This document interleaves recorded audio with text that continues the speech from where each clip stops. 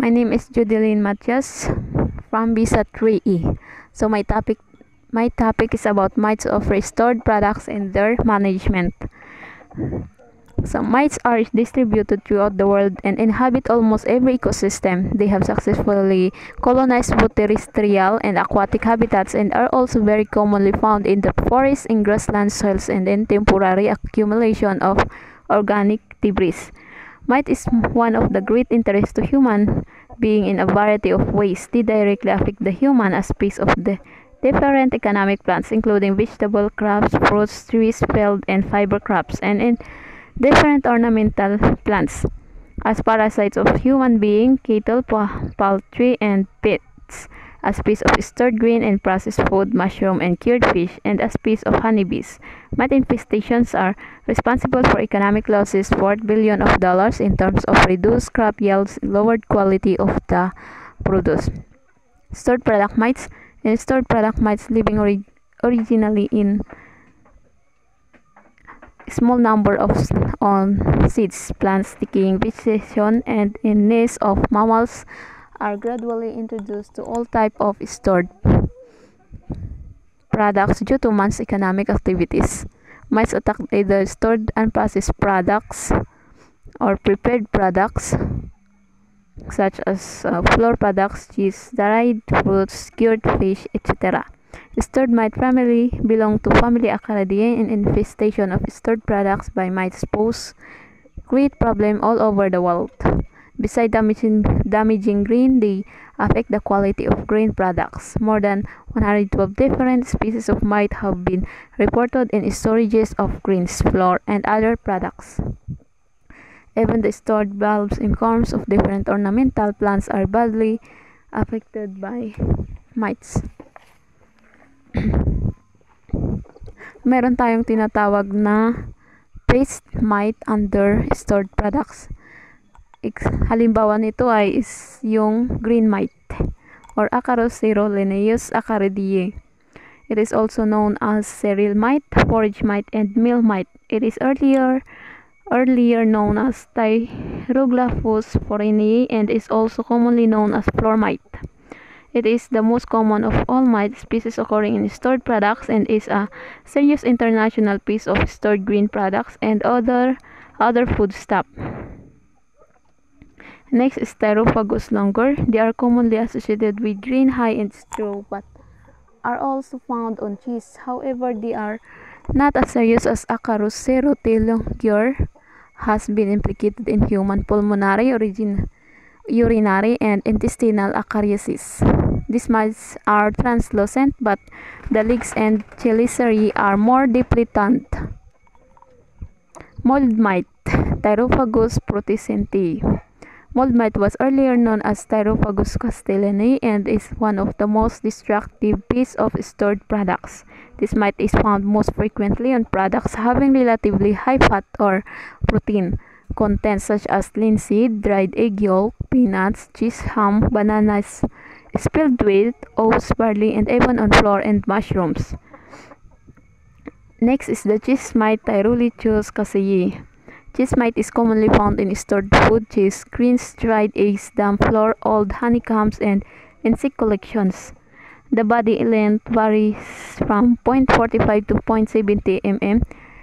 Life cycle egg to yolk at adult takes 15 to 15 days at 23 degrees Celsius and 87% relative humidity. A female may lay 20 to 30 eggs per day. The total fecundity may be up to 800 eggs. Next is the dried fruit mite or Carpoglyphus lactis-linnaeus. The mite body is oval, slightly flattened, and translucent. The legs and mouth parts are pinkish. Adults are 0.38 to 0.50 to 0.40 mm long, and both sides are similar in appearance. A female can lay 280 eggs. Adults live for 20 days. This mite species is found principally on the dried fruits, jams, greens, sugar stores, and products containing lactic acid, and reported in honeycomb, fruit drink residue when clinging to pieces of corn or forming a floating scum on the surface. rotting potatoes, flour, dried milk powder, and caramel used in manufacturing sweets. Next is the Thyreophagous and Tomophagous. These mites feed on dried fruits, old flour, and jams. They have elongated to oval body and have colorless, shiny cuticle and pale brown stumpy legs. Males are 0.30 to 0.45 mm in length, while females are 0.45 to 0.60 mm in length. These mites are having fairly slow movement. Next is the Glyciphagous distractor. This is also known as house mite. It is a cosmopolitan species but mostly found in temperate areas. These mites have been reported feeding on flour, linseed, wheat, tobacco, hay, and straw, sugar, and cheese, and reported to cause dermatitis and asthma in man. The mite body is pear-shaped, being somewhat constricted behind the fourth pair of legs. Males are 0.35 to 0.50 mm long, while females are 0.40 to 0.56 mm long. Legs with needle-like tarsi. These mites have rapid jerky gait.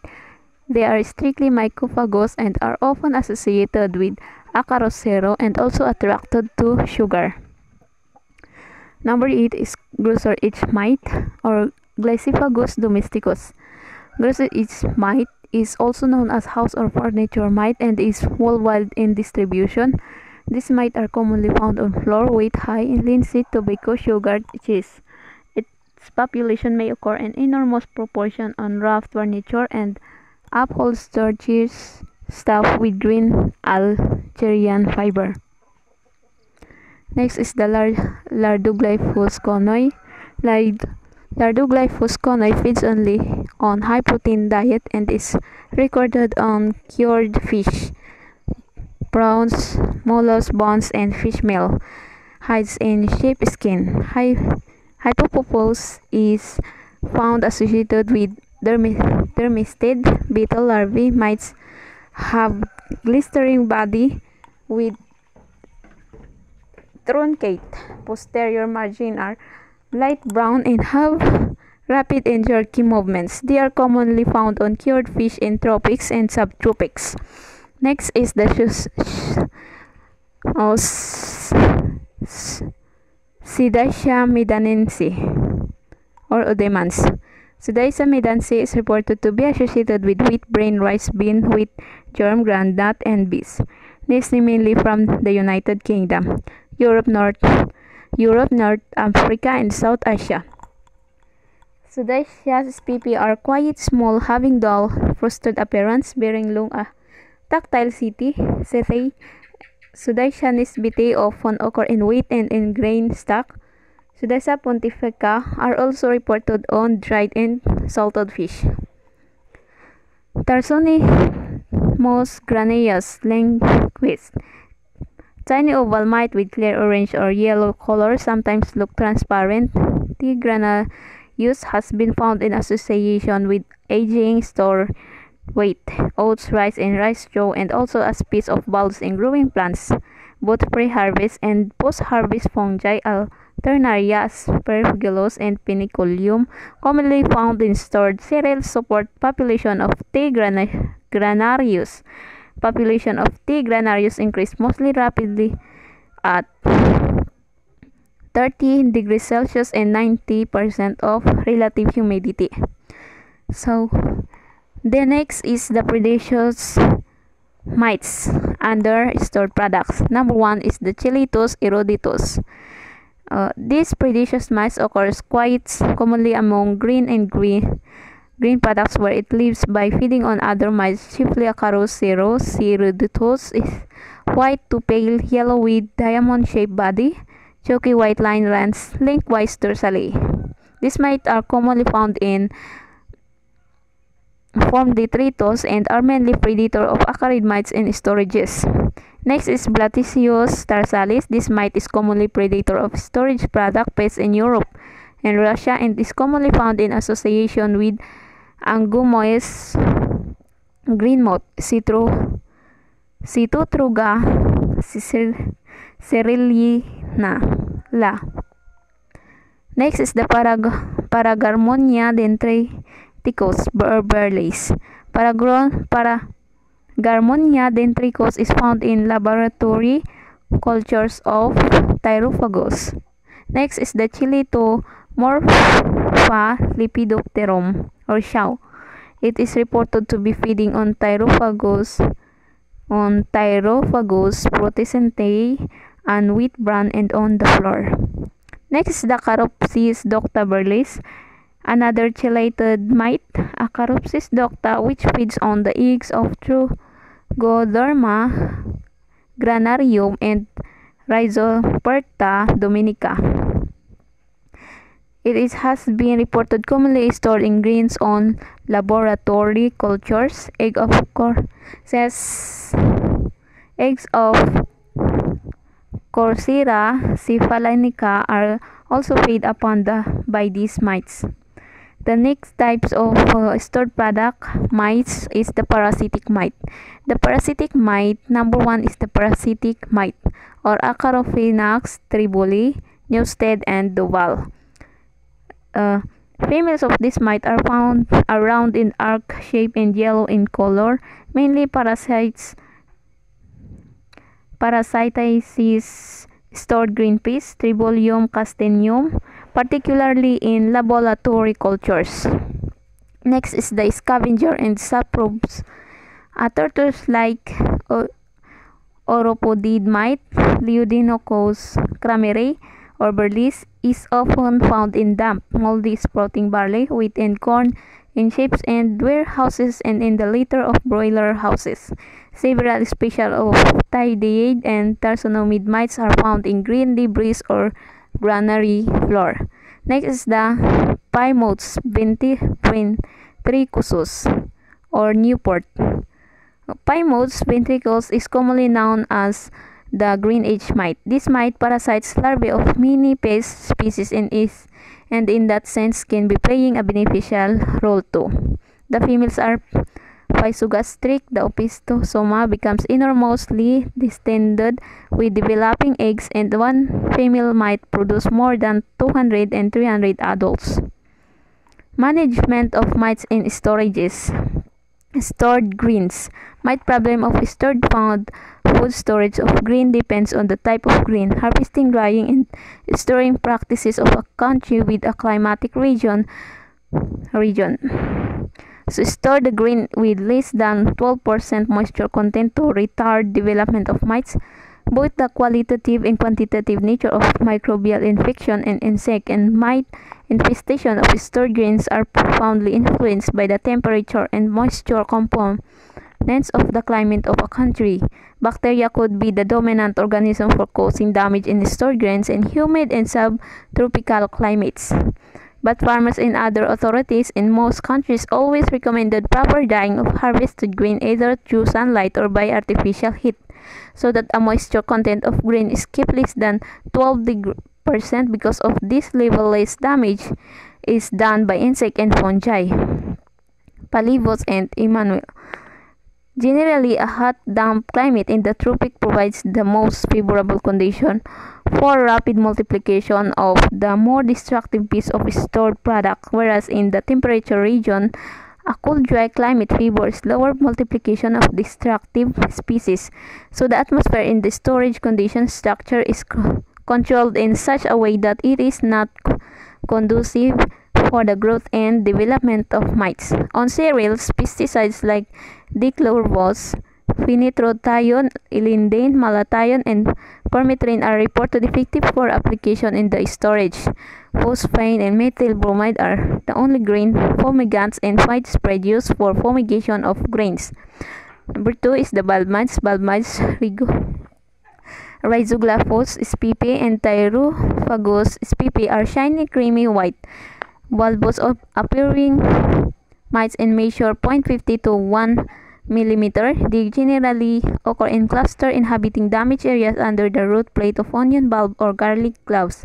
They have a widespread host range and feed on many kinds of bulb, roots and tuber, and can infest bulb in the storage or in the food. No specific monitoring methods are available. Use a microscope to examine fragments of decayed vegetation in the soil or voluntary onion or garlic bulbs for the presence of mites. So the following practices may be followed if there's no treatment available. So the first one is the rapid rotation from one crop to the next foster survival of mites on the leftover vegetation and the soil from the previous crop.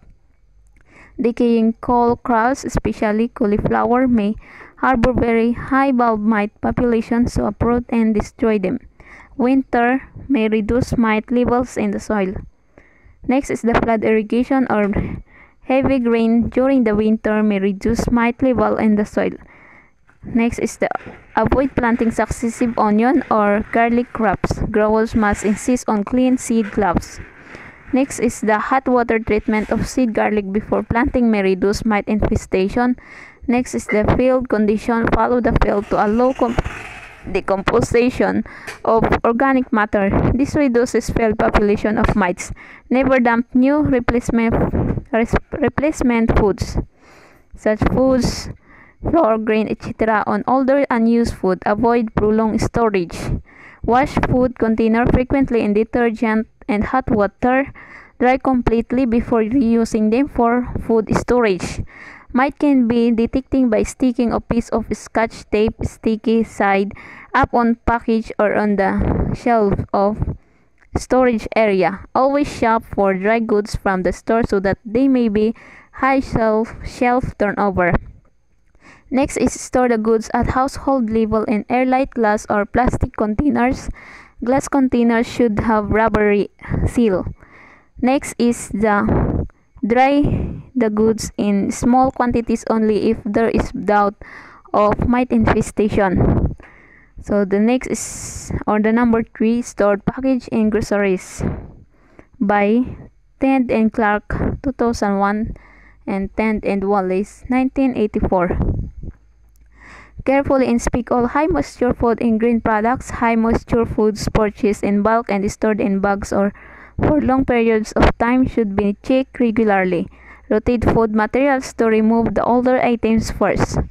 Store pet food only in a clean air, dry area. Never store under damp, poorly ventilated condition. If necessary, increase air circulation to reduce relative humidity and prevent mold and mildews. Relative humidity below 55% and moisture content below 12% are the proper storage conditions. Ventilate and dry areas with a dehumidifier or fan or by simply opening doors of a damp room. Periodically clean the storage areas, especially cracks, crevices, shelving, etc. Vacuum and wipe up any spilled foods, eliminating the bouquet of infestation by cleaning with attention to horizontal surfaces such as beams and window ledges.